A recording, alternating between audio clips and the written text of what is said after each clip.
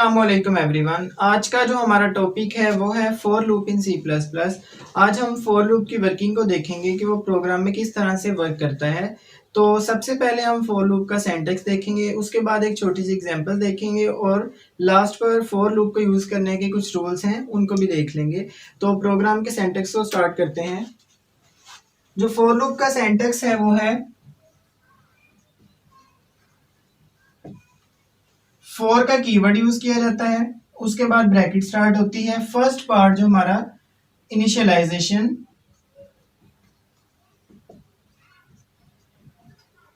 उसके बाद हम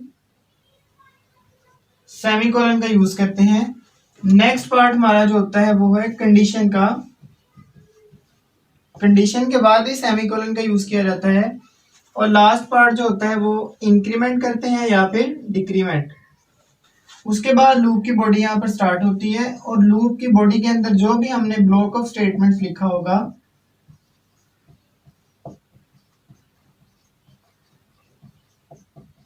वो रन होगा और यहाँ पर बॉडी इसकी खत्म हो जाएगी। तो ये था फॉर लूप का सिंटैक्स।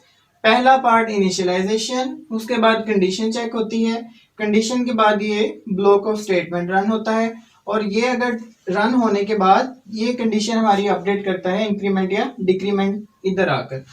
फॉर एग्जांपल मैं यहाँ पर एग्जांपल लेता हूँ ताकि ये क्लियर हो जाए।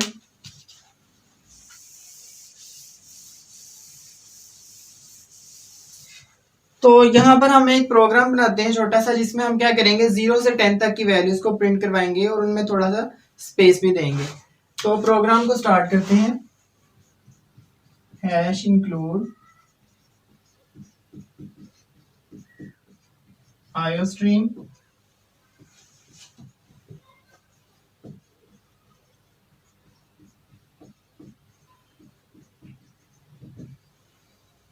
मेन से स्टार्ट लेते हैं प्रोग्राम का।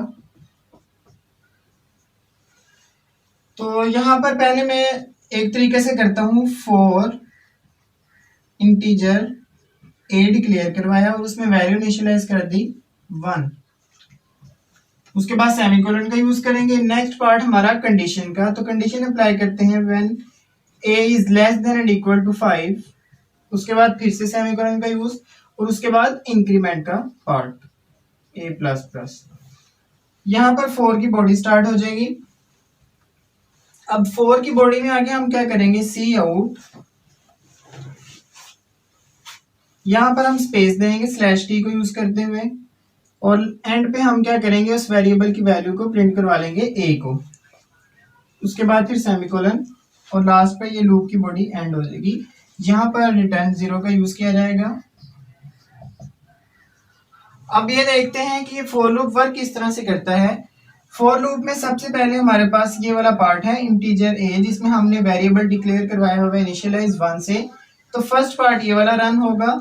ये रन होने के बाद ये कंडीशन चेक होगी सेकंड नंबर पर, a की value less than and equal to 5। यहाँ पर a की वैल्यू 1 है, 1 is less than and equal to 5, condition true है तो ये वाला स्टेटमेंट रन होगी। तो स्टेटमेंट रन होने के बाद सी आउट /t, तो पहले एक स्पेस आएगी, यहाँ पर मैं लिख लेता हूँ। स्पेस आने के बाद a की वैल्यू हमारे पास 1 थी, 1 प्रिंट हो जाएगी।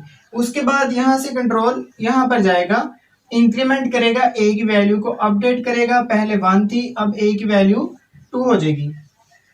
2 होने के बाद दोबारा से यहाँ पर कंडीशन चेक होगी, 2 की value less than equal to 5 है, कंडीशन ट्रू है तो फिर यहाँ पर क्या आएगा, ये वाली स्टेटमेंट रन होगी। पहले स्पेस है तो स्पेस आ जाएगी। उसके बाद a की अपडेटेड वैल्यू 2 थी तो यहाँ पर 2 प्रिंट हो जाएगा। उसके बाद दोबारा से कंट्रोल इंक्रीमेंट के पास आएगा, वैल्यू अपडेट करेगा। इसी तरह से 3, 4 और 5 प्रिंट करेगा। 5 प्रिंट करने के बाद a की वैल्यू जब यहाँ पर इंक्रीमेंट करेगी, अपडेट होगी तो ये 6 हो जाएगी। 6 वैल्यू यहाँ पर कंडीशन में आएगी तो ये फॉल्स है। तो फॉल्स होने के बाद लूप का जो कंट्रोल है, उसके बाद लूप से बाहर आ जाएगा प्रोग्राम का कंट्रोल। उसके बाद कोई भी स्टेटमेंट नहीं है तो प्रोग्राम हमारा खत्म हो जाएगा। तो ये हमारी आउटपुट थी। तो इस तरह से फॉर लूप वर्क करता है। यहाँ पर एक दो चीजें मैं आपको क्लियर कर दूं। अगर हम यहाँ पर ये वाला पार्ट नहीं लिखते तो भी हमारा प्रोग्राम रन हो सकता है। तो इसको यहाँ से हम रिमूव करते हैं।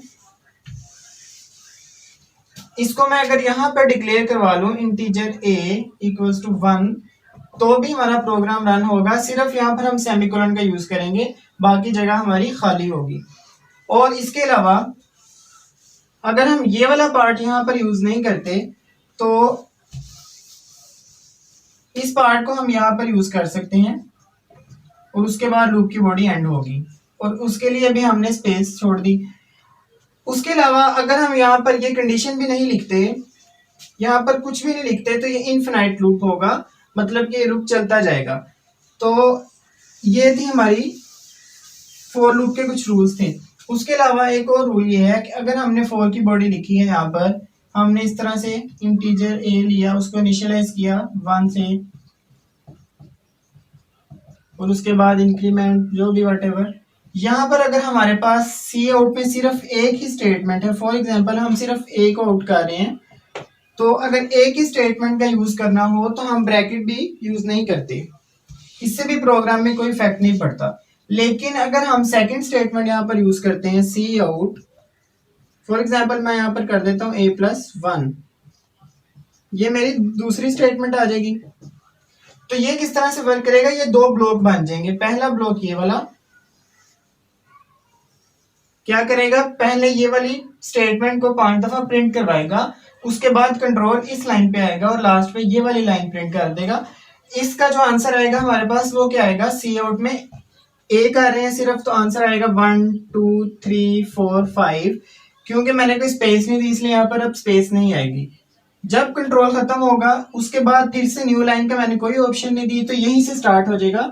तो a की वैल्यू उसके बाद क्या है, a+1 करके उधर आपको आउटपुट में शो कर देगा। तो इसलिए हम अगर हमने दो स्टेटमेंट्स का यूज करना है तो ब्रैकेट के यूज किए बगैर ये वाला लूप पहले कंप्लीट करेगा अपनी फर्स्ट स्टेटमेंट को, उसके बाद हमारी जो लास्ट पे स्टेटमेंट होगी वो रन होगी।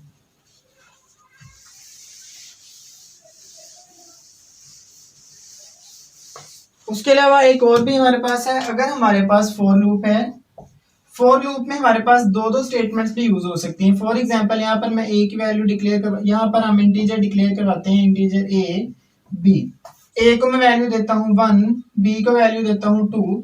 तो इस तरह से भी हम कर सकते हैं, दरम्यान में सिर्फ कॉमा हम यूज करेंगे।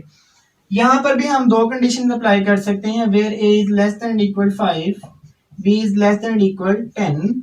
तो यहाँ पर भी हम कॉमा का यूज करते हुए दो कंडीशंस अप्लाई कर सकते हैं, और सेम केस यहाँ पर a++ b++। तो इस तरह से भी हम यूज कर सकते हैं ये, लेकिन यहाँ पर जो लूप वर्क करेगा वो सेकंड कंडीशन के अकॉर्डिंग करेगा।